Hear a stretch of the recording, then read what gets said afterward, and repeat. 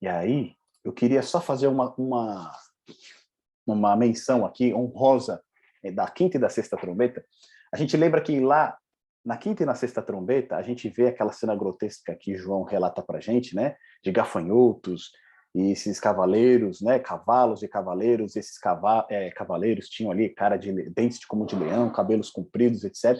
E a gente viu que esses, né, seres que são apresentados por João, interpretando a luz da Bíblia, eles seriam demônios que estariam soltos, porque foi dada a chave do abismo para Satanás, tá certo? E ali, nesse local onde ficavam ali presos alguns dos piores demônios, ou demônios que estavam impedidos de saírem, de se movimentarem pela terra, eles foram soltos e começaram a espalhar esses enganos satânicos por toda a terra. E a gente viu que eles causavam dano com a sua cauda, e a gente viu que a cauda é o ensino dos falsos profetas, tá certo? E a gente compreende isso, que são as filosofias, as teorias enganadoras, né, que buscam aí afastar as pessoas de Deus. E aqui eu fiz só um comparativo para a gente, a respeito desse período da quinta e da sexta trombeta, né, no momento em que esses falsos ensinamentos começam a se espalhar pelo mundo. E olha só que interessante para a gente. A gente viu lá no nosso estudo de Daniel que em 1798, né, começa o tempo do fim, tá certo? Ali o chifre pequeno ele perde a sua supremacia e se inicia o período do fim, de acordo com Daniel 7, versos 24 e 25. E também vimos lá em Daniel que em 1844 começa o quê? A purificação do santuário celestial, tá certo? Lá Daniel capítulo 8, verso 14, fala a respeito do início da purificação do santuário, que representa o juízo celestial que está ocorrendo. E olha só que coisa interessante, que nesse período do fim, olha quantas teorias e filosofias e ensinamentos enganosos eles surgem. Olha só, lá em 1700 surge o mesmerismo, que na realidade é a hipnose, tá certo? Ela surge como um tratamento médico, mas a hipnose não é algo de Deus, vamos dizer assim, tá certo? Então, o mesmerismo, a hipnose, ela surge no ano de 1700, tá? Inclusive, dizem que Darwin, ele fez, quando ele era criança, ele sofreu aí tratamento via hipnose. Depois, 1715, a gente tem o surgimento do iluminismo, e aí entra a questão do racionalismo e o ateísmo, que surgiu lá por volta do século XVI, ele ganha uma grande ênfase aqui, tá certo? Lá no ano de 1715. Em 1830, a gente tem Joseph Smith, né, recebendo lá a revelação do anjo Moroni, e aí surgem os Mormons, tá certo? Em 1830. Em 1840, as ideias do comunismo, elas começam a ganhar forma. E não só a ideia do comunismo, mas também do capitalismo, né? Porque geralmente muito se fala do comunismo, tá certo? Como algo ruim, como algo, né, demoníaco, né? Ele é abominável. Mas o capitalismo também tá certo? O capitalismo na sua forma selvagem, na sua forma, né, que extrai tudo o que pode das pessoas, todos os seus limites também é. E lá em 1840 ele também começa a surgir como um movimento, tá certo? Em 1844 a gente tem aí realmente o aparecimento do evolucionismo como uma teoria, né? Na verdade ele é uma filosofia, né? É muito mais uma filosofia, o evolucionismo, mais do que um experimento científico, porque você não consegue comprovar pela observação. Então ele é muito mais uma filosofia. Então surge o evolucionismo, né? Darwin ele relutou muito em lançar a origem das espécies, né? Ele estava parecendo que tendo uma luta ali em publicar esse livro, mas no fim ele acabou publicando, né? Um livro que ele tinha escrito lá em 1830 e poucos, ele segurou um pouco, mas chegou um momento que ele não conseguiu mais.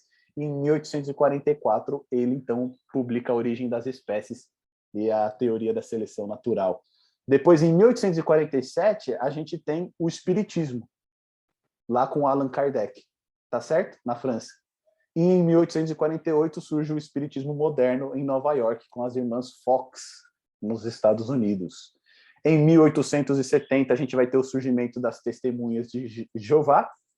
Em 1875, a gente tem a teosofia, né, que ela já existia, né, ela vem lá desde o Egito, mas a teosofia ela ganha uma grande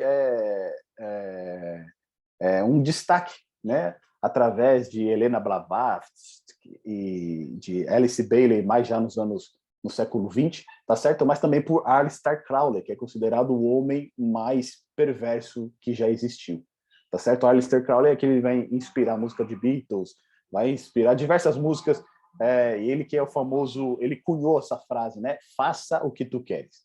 Então, nesse período de 1875 também vai surgir esse movimento. E daí você vê que coisa interessante, né? Porque a partir de 1844, quando surge, né, quando entramos na fase final ali, entramos no juízo, o que acontece? Aqueles gafanhotos, aqueles cavaleiros que a gente viu da quinta e sexta trombeta que, né, carregam, né, o seu poder está na cauda, que são os falsos ensinamentos, o que acontece? Eles proliferam, tá certo? E a gente vê essa explosão aqui no século XVIII e XIX, com todas essas teorias, com todos esses ensinamentos. E o que basicamente esses ensinamentos fazem, tá certo? Eles tentam destruir a Bíblia sem queimá-la. Teve um período em que eles queimavam as Bíblias, né? A gente viu isso na Idade Média, a gente viu isso também na Revolução Francesa, mas agora eles mudam a tática deles. Agora a gente não vai mais queimar as Bíblias. O que a gente vai fazer? A gente vai destruir a credibilidade, a confiança na Bíblia. O segundo ponto que eles procuram fazer é o quê? Destruir a verdade da criação. Pois se você destrói a verdade da criação, todo o plano da salvação, todo o plano da redenção, ele cai por terra. Porque se não tem criação, não tem pecado, não tem salvação, não tem juízo, tá certo? Não tem vida eterna. Então, você eliminando a crença num Deus criador, você consegue aí eliminar todo o plano da salvação. E por último, destruir a crença na alma mortal, que é o grande engano lá de Gênesis 3.